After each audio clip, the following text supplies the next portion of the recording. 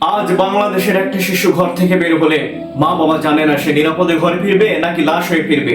কেন একটা শিশুর জীবন এত সস্তা হয়ে গেল? আর কত শিশু ধর্ষিত হলে, আর কত ছোট কবর করলে আমাদের বিবেক জাগ্রত হবে? আজ আমরা এমন এক সময়ে দাঁড়িয়ে আছি যেখানে শিশুদের হাসি কেড়ে নিচ্ছে নরপিশাচরা। প্রতিনিয়ত খবর আসছে শিশু ধর্ষণ, নির্যাতন, তারপর নির্মম হত্যা। এটা শুধু একটা অপরাধী না, এটা মানবতার বিরুদ্ধে চূড়ান্ত যুদ্ধ। বাংলাদেশের নারী ও শিশু নির্যাতন দমন আইনে ধর্ষণের কঠোর শাস্তির বিধান রয়েছে এবং বিভিন্ন সময়ে আইন আরো কঠোর করা হয়েছে। কিন্তু প্রশ্ন হলো, শুধু কি আইন থাকলেই হবে? যদি বিচার দেরিতে হয়, যদি অপরাধী প্রভাব খাটিয়ে বের হয়ে আসে, তাহলে অপরাধ তো কখনো কমবে না।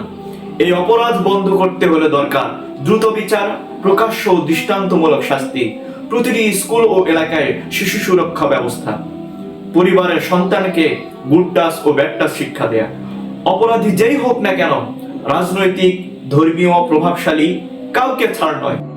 আর সবচেয়ে বড় কথা হচ্ছে নীরবতা ভাঙতে হবে। কারণ আজ আপনি চুপ থাকলে আগামীকাল শিকার হতে পারে আপনারই সন্তান। মনে রাখবেন, একটা শিশু শুধু একটা পরিবার না, একটা দেশের ভবিষ্যৎ। যে জাতি তার শিশুদের নিরাপদ রাখতে পারে না, সে জাতি কখনো সভ্য হতে পারে না। আমি এমন বাংলাদেশ চাই যেখানে কোনো মা তার সন্তানের জন্য আতঙ্কে থাকবে না, যেখানে শিশুরা ভয়ে না, স্বপ্ন নিয়ে বড় হবে। শিশুদের বাঁচান, অপরাধীদের রুখে দিন, নীরবতা নয় প্রতিরোধ গড়ে তুলুন।